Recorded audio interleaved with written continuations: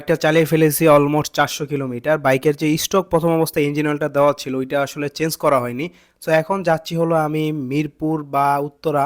So এই দুইটা জায়গায় আমি খোঁজ করবো এটার ফিল্টার পাই কিনা। আমি ফার্স্টে উত্তরা যাচ্ছি, উত্তরা দেখবো এটার অয়েল ফিল্টার বা মোবিল ফিল্টারটা পাওয়া যায় কিনা। সো মোবিল ফিল্টারটা কিনতেছি কারণ first time engine oil drain দিচ্ছি। আর আমার এর আগে মোবিল ফিল্টার বাজাজের কেনা হয়নি কখনো, কারণ বাজাজের বাইক আমি প্রথম ইউজ করতেছি। এর আগে বাজাজের বাইক আমি নিজেও ইউজ করি নাই। আর অনেকে বলে বাজাজের আফটার পার্টসপাতিগুলোর দাম একটু বেশি অন্য অন্য বাইক থেকে। আজকে আমি আপনাদের সাথে ওইটাও শেয়ার করব যে বাজাজের আফটার পার্টসপাতির দাম কীরকম। সো আমি এখন আছি এয়ারপোর্ট এরিয়ায়, এখন যাচ্ছি হলো আমি উত্তরা আবদুল্লাপুর যে বাজাজের অফিসিয়াল সার্ভিস সেন্টারটা আছে ওই জায়গায়। সো দেখবো বাজাজের ওইখানে সার্ভিসও কেমন হয়, যেহেতু আমার সার্ভিস নিতে হবে, 3টা ফ্রি সার্ভিস আছে। সো এখন 400 কিলোমিটার তো চালিয়েছি, 400 কিলোমিটার কী কী সমস্যা পাচ্ছি। সো ম্যাক্সিমাম একটা যে সমস্যাটা ভুগতেছি বর্তমানে, এটা একটু ভাইব্রেশন আছে। সো ভাইব্রেশন পুরোপুরি রিকভারি হয় নাই।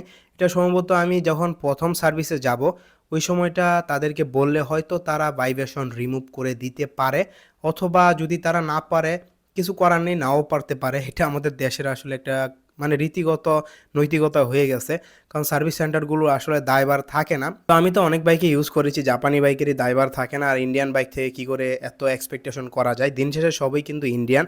বাংলাদেশে যে সমস্ত পার্টসপাতিগুলো আমরা ইউজ করি সবই ইন্ডিয়ান। মানুষ বলতেছে Indian bike boycott, Indian bike boycott. কিছুদিন পরে বাংলাদেশে যে বাইকটা লঞ্চ হয়েছে সিএফ মোটর, ওইটার পার্টসপাতিও দেখবেন ইন্ডিয়া থেকে আসবে। হয়তো ইন্ডিয়া থেকে বিভিন্ন পার্টসের সাথে ম্যানুফ্যাকচারিং ডিফল্টের মাধ্যমে তৈরি করবে আর কি সিএফ মোটর পার্টসগুলো।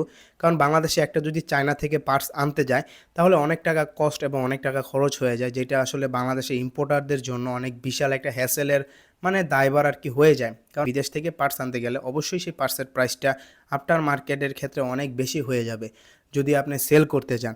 আর ইন্ডিয়া থেকে যদি বর্ডারের মাধ্যমে আনেন বা দেখা যাচ্ছে যশোহর দিয়ে আসে, আমাদের দেশের তো 90% পার্টসই যশোহর দিয়ে আসে, কয়টা ট্যাক্সের মাধ্যমে আসে এটা আমাদের দেশের সকলেই জানে। এটা ইউনিভার্সাল ট্রুথ আমাদের দেশের ক্ষেত্রে, যেহেতু বাংলাদেশে বাস করি।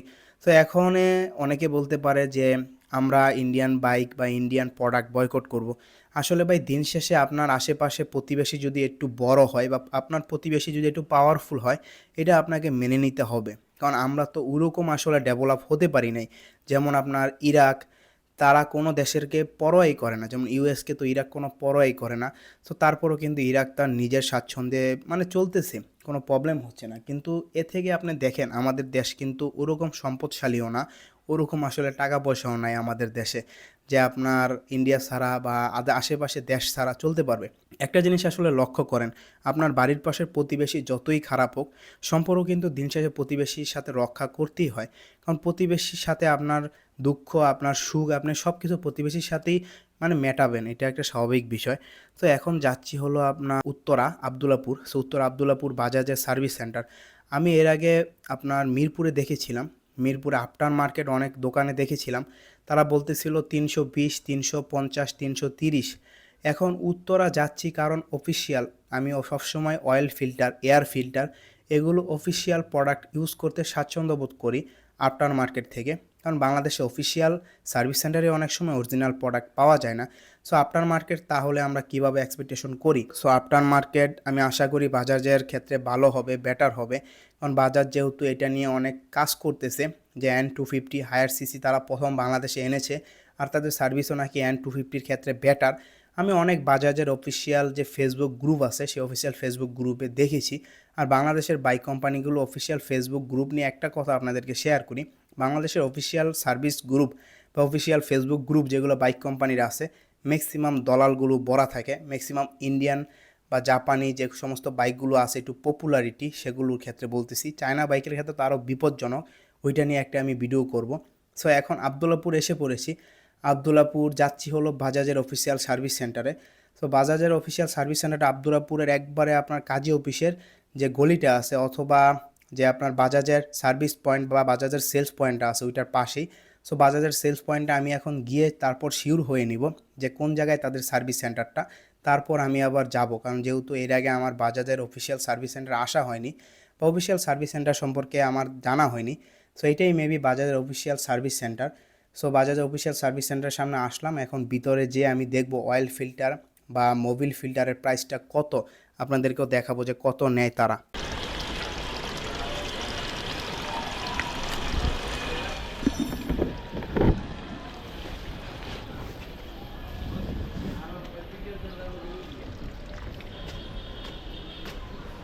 ভাই N250-র ইঞ্জিন অয়েল ফিল্টার আছে?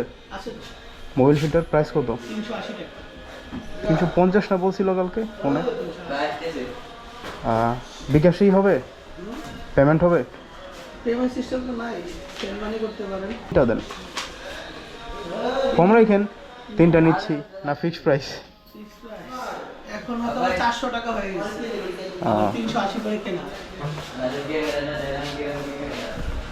এটা তো হবে না। আছে কয়টা? আচ্ছা দেন, কি করা না হলে।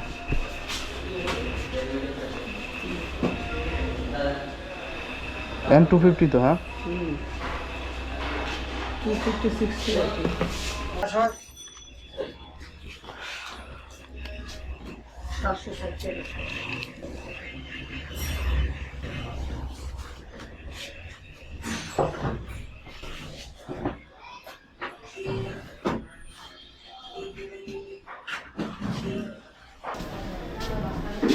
আপনাদের এখানে সার্ভিস নিতে লেগে আগে ফোন করে দিতে হয় নাকি? সার্ভিসের জন্য কি সিরিয়াল দিতে হয়?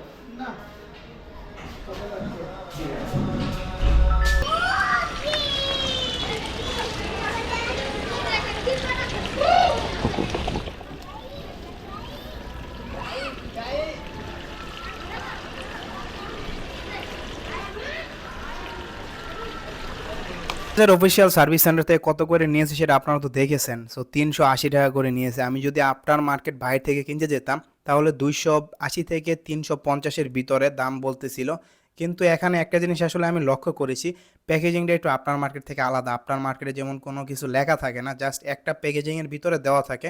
আর এখানে যে প্যাকেজিংটা করা আছে এটা 2টা প্যাকেট আছে, উপরে একটা প্যাকেট, নিচে আরেকটা প্যাকেট। সো এটা আমার কাছে মনে হয়েছে একটু ভ্যালু ফর মানি, বা একটু আর কি অরিজিনালটা আপনি চিনে শেল থেকে কিনেন তাহলে অরিজিনালটা পাওয়ার একটা আশা করতে পারেন। এখন বাংলাদেশে অফিসিয়ালভাবে যেগুলো আসে, অনেক ক্ষেত্রে অফিসিয়াল চ্যানেলও আপনার দেখা যাচ্ছে নকল প্রোডাক্ট সেল করে। এটা আসলে বাংলাদেশের ক্ষেত্রে একটা রুলস হয়ে গেছে। বাংলাদেশের মানে যারা অফিসিয়াল প্রোডাক্টও বিক্রি করে, যেখানে লাভ বেশি ওইখানেই তারা ইনভেস্ট করে, বা যেখানে লাভ বেশি ওইখানেই তারা আসলে বাইকের পার্টসপাতিগুলো কেনার চেষ্টা করে।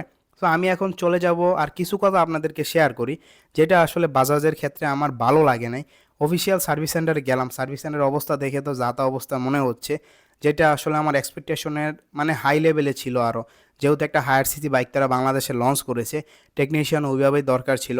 কিন্তু মনে হয় তেজগাঁওয়ের যে সার্ভিস সেন্টারটা আছে, অফিসিয়াল যে আপনার হেড সার্ভিস সেন্টার বলা হয় বাজাজের, বিভিন্ন গ্রুপে দেখেছি, ওইখানে মনে হয় একটু বেটার অন্য অন্য জায়গা থেকে। আর আদার যে সমস্ত সার্ভিস সেন্টারগুলো আছে ওইগুলো মনে হয় এরকমই অবস্থা।